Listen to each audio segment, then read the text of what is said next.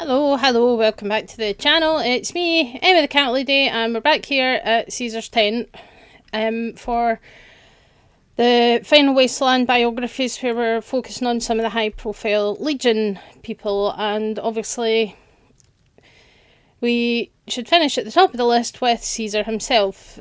This is the man here. So it's very likely you've encountered him during your playthroughs of Fallout New Vegas. I think that's, goes without saying. You either end up working for him or you are fighting against him and his legion at some point in the game, and he has this idealised version of the ancient Roman Empire, and he's looking to build a new, more successful one here in the southwest of what used to be the United States. So a bit about his background, which I think is very interesting. So Edward Sallow was born in 2226 near the LA Boneyard as a citizen of the NCR. When he was still a toddler, his father was killed by raiders and his mother sought refuge with the Followers of the Apocalypse. So the Followers of the Apocalypse are a group of scholars and doctors that preserved old knowledge and passed it on. You can meet some of them at the Old Mormon Fort on the Strip, or in Freeside, sorry. And you can learn a bit more about the background, but that's the organisation that Caesar grew up among. So he was raised by the Followers and he read widely, but he only really focused on what he found interesting. And even then, there are reports that he was showing signs of a fiery temper and narcissistic tendencies at that point, and he wasn't really that keen on the mission of the Followers of the Apocalypse. But nonetheless, he became an anthropologist and a linguist, and he joined an expedition to contact some of the tribes in the Grand Canyon. It's pretty much confirmed that he accompanied Bill Calhoun, who Caesar does mention by name when you ask him about it, but otherwise the sources differ on if anyone else went with them or if it was just the two of them. But they met up with an interpreter and missionary from the New Canaanites, which was Joshua Graham. We've already talked about him. And on the way, they found a stash of books that included some volumes on the history of the Roman Empire and Gaius Julius Caesar, which Edward studied extensively, so no prizes for guessing where he got his inspo from. So they met up with the Blackfoot tribe, and they were welcomed at first, but something turned sour, and they ended up as captives of the tribe. Joshua Graham, as we mentioned, he believes that he mistranslated something, but it's unclear if that was actually the case. But Edward discovered that the tribe was at war with several other tribes and they were losing, so he offered to help because he had extensive knowledge and research in his mind about the art of war, and he taught them how to win. But he led them to victory after victory, became the leader and started squashing their enemies. Mr. Sallow knew exactly what he had to do, so he took all of his knowledge of the Romans, claimed the title Caesar or Kaiser. Caesar's the kind of more anglicised pronunciation of it, and he set out to prove that he could do it better. And his legion formed from the defeated tribes, at least those that weren't completely wiped out for refusing to surrender. And a new regime began that would bring long-term stability to the Wasteland. Of course, this was a nationalist, imperialist, totalitarian and militarised culture that forged a Pax Romana by conquering and enslaving everyone else. The final Legion quest is called Veni, Vidi, Vici. I came, I saw, I conquered, a very, very well-known line. And this was the plan, to bring Pax Romana, so Roman peace, to the Wasteland, and he would have his Malpace legate, Joshua Graham, as his right hand. Caesar was ready. So hardly anyone actually knew the history of the Roman Empire. Indeed, this guy was actually quite keen to keep that to himself, letting his legion believe that he was the son of Mars. Mars was the Roman god of war, who correlates with Ares in Greek mythology. I'm not sure the pronunciation of that one, to be honest. But the Legion believed that all the rules and customs that were set down in the Legion were dictated to Caesar by Mars himself. He likes to keep this information to himself about the Roman Empire, and you don't find many people that do know about it. Interestingly, Arcade Gannon does. considering he was raised in the Enclave and then kind of joined the Followers of the Apocalypse, but he's quite familiar with it, which is an interesting side note. But Caesar led a campaign of expansion, conquering tribes across Arizona, New Mexico, southeastern Utah, and a large portion of Colorado, right up to Denver, basically. And the Legion met little resistance along the way, conquering these tribes and assimilating them into the Legion, taking slaves and destroying any who refused to submit. But Caesar was yet to find his Rome, a capital city that he could be proud to settle in as the centre of his empire, until one of his frumentari found Hoover Dam, which was occupied by the NCR at that time, and the bright lights of New Vegas in the distance. That was a city worth being the new Rome. But there was a slight problem of the occupying army. So Caesar doesn't believe that the NCR is good enough. He believes that it's weakened by its democracy and that Tandy was the best leader that the NCR ever had, and it's since been corrupted by politics and greedy oligarchs.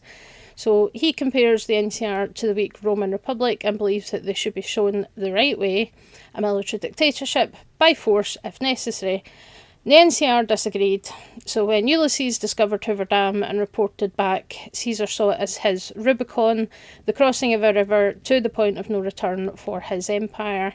The battle waged on, but a clever trap set up by Chief Hanlon forced the Legion into retreat. Joshua Graham, the Malpace legate, was forced to return to Caesar with his tail between his legs, and a swift and harsh punishment followed, and Caesar turned to legate Linnaeus for support.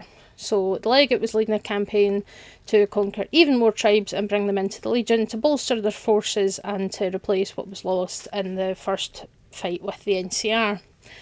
So by the time we come to this point, we're in 2281, Caesar is regrouping and preparing to try again to take the dam.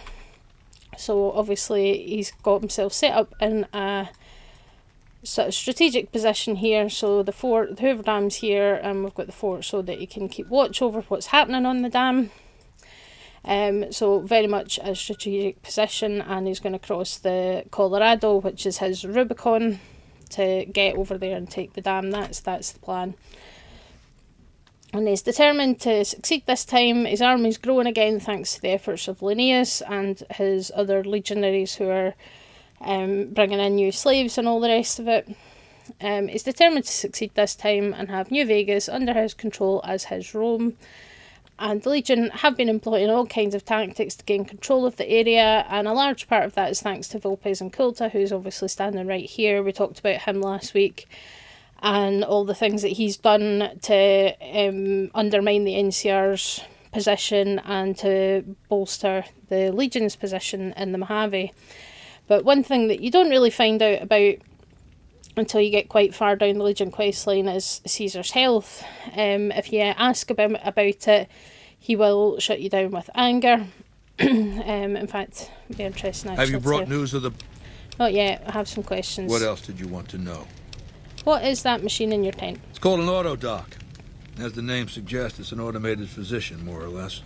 He can treat broken bones, cuts, punctures, scrapes. Sometimes I bestow its use upon someone I favor. Makes for a powerful gift in a culture that forbids painkillers and is largely ignorant of medical science. There we go. So, yeah, interesting. So he has this autodoc, which... Complete your mission, then return to me. He lets people he likes use, but normally the Legion forbid the use of medicines, of chems, all that kind of thing. So, very interesting one. But if you ask Caesar about his health, so after you do the Boomers and a couple of other quests, during conversations, there's a point where he just blanks out and stops talking, and then he gets really angry and tells you to go away and do what you're told. But eventually, once you gain his trust, he will tell you what's going on. So he's been having headaches, he's been having dizzy spells, and these absence seizures, which is where he just kind of zones out and is like somebody's switched his brain off for a few seconds. That's called an absence seizure. And he doesn't really realise that it's happening. So not all seizures are the ones that you maybe think of when you think of someone having a seizure, with the convulsions and tremors and all the rest of it. Sometimes a seizure, it can just be that they just kind of shut down like they're buffering, and then they pick back up like nothing happened. So what's the diagnosis, Doc? If you've got a decent medical skill, you can figure it out. Very, very likely that he has a brain tumour. And that's not a huge surprise in this irradiated wasteland. I mean, sure, the Mojave has less radiation around than other places, but there's still a lot of it pervasive in the water, in the air, in the ground, and food. So cancer rates are probably much higher in the Fallout world, but it's very likely that that's what's going on with him here, and he wants you to help him out because obviously he wants to live to see the success at Hoover Dam. It's going to be very anticlimactic for him if he dies before you pull it off, interestingly. So if you're a good enough doctor, you can do the surgery yourself, or you can sell one of your beloved companions into slavery. Arcade Gannon can treat Caesar, and Caesar does find him very interesting because he feels like they can talk on an intellectual level with each other. But Arcade Gannon will never forgive you for selling him to Caesar. He's very unhappy about it. He hates the Legion. It's, he's going to be very angry about the situation, understandably. Or you can find some spare parts to fix part of the Autodoc, which is the diagnostics side of things, so it can be used to treat Caesar. But obviously he's very grateful if you do manage to save his life by completing the operation successfully and treating this brain tumour. But it does also give you an opportunity to sabotage the procedure and arrange for him to die in a way that you can then deflect any suspicion about. So either if you don't have the skill and you operate anyway, if you sabotage the operation during the procedure, or if you set the Autodoc to autopsy mode, then all these things will cause Caesar to die. And as long as you're persuasive enough, Lucius will accept that there was nothing you could have done because surgery has risks. Caesar's not young. A younger man would have survived, generally is what you say to him. And that is something that is true. Any surgical procedure, any medical intervention carries risks. It doesn't matter how healthy the patient is. There's still that potential for something to go wrong. And being a surgeon also does put you in that kind of position of almost having power over life and death, because you can very easily do something that can result in death. It's possible. In theory, you could do it on purpose. Obviously, absolutely should not and never would. But, it's something that he trusts you enough to do this procedure, and then you can just be like, oh, whoops, sorry, he's too old. If he was younger, he would have survived. But, brain surgery, especially surgery around vital structures like the brain, the spinal cord, the heart, it is risky.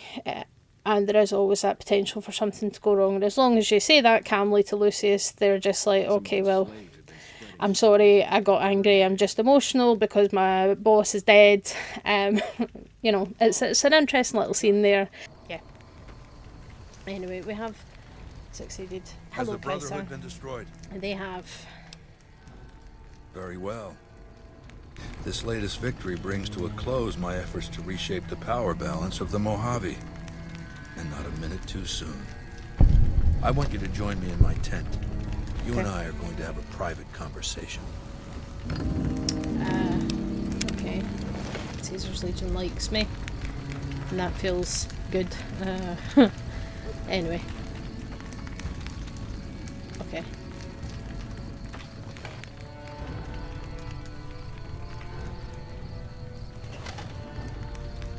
Okay. All right, let's state the obvious.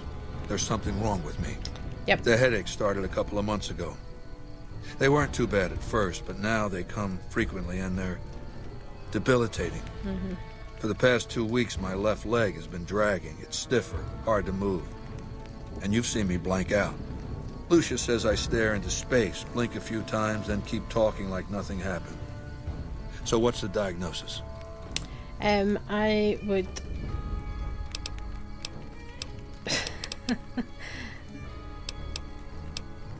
That's probably not the thing, but that sounds kind of convincing. But yeah, medicine 50. I'm afraid your symptoms are consistent with a brain lesion, most likely a tumour. I figured as much. Congratulations. You just became my personal physician. Do you have what you need to treat my condition?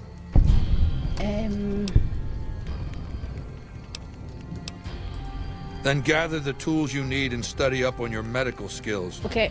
When you're confident you can perform the operation, hurry back. I don't know how long I've got. Caesar sleeps, but doesn't awaken. I fear it is only a matter of days before death claims him. You will answer to me until such a time as Caesar is able to resume leadership. Okay. That's fine. Wale. Yep. So yeah, by the time you get back, Caesar is not doing well. So let's. Some of the slaves have been spreading stories about the burned man. Yeah. Right. So yep, Caesar is asleep. So Caesar or Caesar is in a coma and is near death. Only an operation to remove the tumour from his brain will save him. You have both a set of surgical tools and a doctor's bag. Whether it will be enough to save, a medicine of 75 or greater is required. So we can perform the operation or arrange for him to die during the surgery. So let's see what happens. Oh no, he's dead. Caesar is dead. At your hands. This crime cannot go unpunished. So understandably Lucius is angry. So you can say that, which is kind of mad because you've just literally killed Caesar. But you can also use speech and say, Caesar would be dead if I didn't try to help him. How dare you blame me for trying to save his life? Or you can say the cranial bleeding was too much for a man of his age. A younger man would have lived. But it does give you then the option of killing Caesar and then still ending the game on the side of the Legion, because Legate Linnaeus takes over command of the Legion, which is probably worse. But Legion are the bad guys, so what do you expect, really? So what kind of man is Caesar? I think from conversations with him, you can really get the idea that he is a megalomaniac, he's a narcissist, and he's a dictator. He's got everyone convinced that he's the son of Mars, the son of a god, and even has himself convinced to some degree. There is hints of a little bit of kind of imposter syndrome. He doesn't really want any of his subordinates to learn that all of this has been based on a real historical empire. But at this point in history, is several centuries ago, he wants them to believe that he has been given this, and it's been ordained by Mars, the god of war. It's all come from above. But he wanted to achieve all of this and achieve everything that the Caesar that he named himself for did, making New Vegas into his Rome, his capital, and central to his empire. He definitely overestimates his own intelligence, and actually it's quite funny if you look at the stats for the NPCs. His intelligence level is below Snuffles, the injured mole rat that lives at, what's that place called again? Hang on, my brain's just gone completely blank. Sloan, isn't it? Sloan, the bit, I don't even have it on this map. Sloan, so Snuffles the mole rat that has the injured leg at Sloan has a higher int stat than Caesar does. But he believes himself to be very intelligent, very intellectual.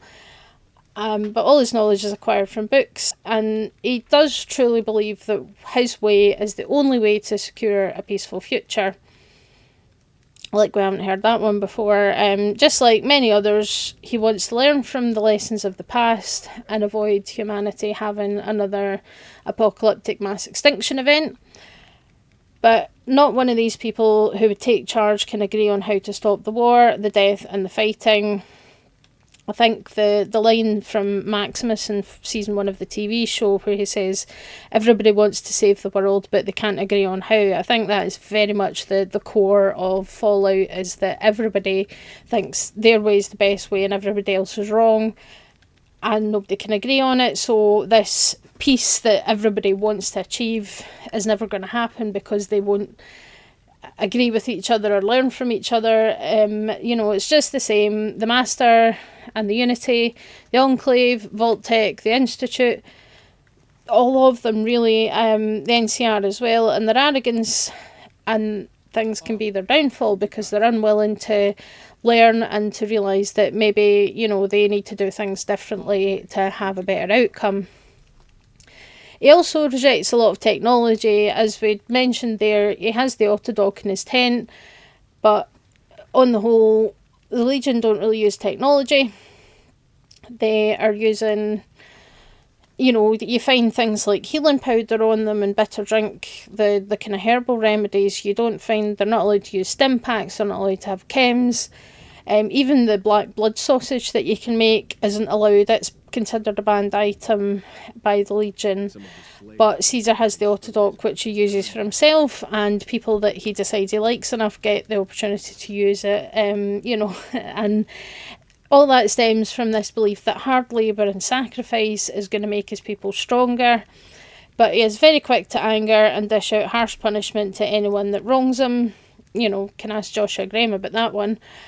But the Legion do carry out all kinds of atrocities in Caesar's name, all kinds of things that, you know, normal society deems morally reprehensible. Slavery, misogyny, this whole thing. Women can't fight in the arena, except for that one woman they kidnapped from Camp Charlie. She's allowed, but you're not, if you're female. And apparently women are only good for breeding from, you know, that whole kind of thing, which... you know, it's not okay. Or, you know, crucifixion, which is by all accounts a horrible way to die, torture, capital punishment, all these things. It is mentioned, there is a conversation you can have where they mention that homosexuality is punishable by death, while the NCR only kind of frowns upon it. Like, the world has ended, who cares if a few people are gay? It really doesn't matter, because, you know, there's more important things to be worrying about than that, but, you know, it's something that they obviously don't really tolerate. And they are far more controlling of the people they conquered than even the real Romans were, that, you know, that we're emulating here. So the Romans did require submission, but they honoured local customs and left local leaders in charge, provided they took orders from the empire. So very, very different, where the Legion just demand total submission and expect people to just change all their rules, all their beliefs, all their policies, and fall in line. So he's a very interesting man. He's obviously very arrogant, has a high opinion of himself. And he's not quite as clever as he thinks he is. And his grand plan is probably doomed to fail, as not everyone is going to roll over and let him win, like we see with the NCR. They're just like, no, absolutely not. They're prepared to fight back. And even if they do succeed, they take the dam and they conquer NCR, and then they hit, you know, they take over California and they hit the coast. What's Legate Linnaeus going to do then? He's not going to cope well if he hasn't got anybody to fight, you know. He's just going to want to keep going and conquering and conquering and conquering, because that's all he knows, is, you know, the war, the battle. What's he going to do when they achieve this Pax Romana and he's got nothing else to do? He's going to become a problem when that happens. And we do have the option of teaching Edward Sallow this lesson the hard way, or we can let him have what he wants. I think it's very fitting to mention that I have seen the trailer for season 2 of the TV show. My friend texted me about it when it dropped, and we're obviously going to get that starting in December, which I'm very excited about. And we definitely did see the Legionaries in the trailer. We did see some of the Legion with a man wearing the laurel, but also wearing Legate Linnaeus's armour by the looks of things, which was pointed out by John and Many a True Nerd when he posted his thoughts on the trailer. So that's going to be very interesting. I don't believe this confirms that the Legion ending is the canon one. I don't think that's the case. More likely that there is some remnants of the Legion left behind, whatever's happened in the 15 years between New Vegas and the TV show. There could still be some Legion hanging around, and maybe they're ready to try again under a new leader or something like that, because I do wonder if Caesar, even if you remove his brain tumour, whether he's going to live that long, because he was born in 2226. So he's no spring chicken, But it's a teaser trailer, so there's not really enough information to go on, but I think it's going to be very interesting to see what happens. There's ghoulified kings, and that death claw, I will say, that death claw at the end, I have seen some people have speculated on if it's a blind death claw, and I think it is. You do get a good close-up of its eyes, and they do look cloudy, like there's cataracts there. I'm convinced it's a blind death claw, so that's going to be very interesting, because if you've ever encountered the blind death claws in Fallout New Vegas, their perception is actually higher than the normal death claws, possibly a hint that their other senses are heightened because they can't see, which is a thing. Yeah, it's going to be very interesting, and I'm really excited to find out what's actually happened in the 15 years between the ending of this game. Is House still alive? What are the Legion doing there? Is there any NCR left around here after what happened to Sherry Sands? It's going to be very interesting, and I'm very much looking forward to it. But yeah, let me know your thoughts. I think Caesar is very interesting, and in terms of being a good villain, I think he works really, really well for that, because he's morally reprehensible, but he believes in what he's doing, and he has a reason for doing what he's doing. It does make things very interesting, and obviously you get the chance to take his side and work with him if that's what you want to do. And that's going to be the subject for this month's video essay, so I'm hoping to have it ready by the end of the month. So far everything's kind of going along quite well, and we're going to be talking about the Institute and their role as the villains, so I think that's going to be very interesting. So watch this space, and I'll see you all next time. Bye!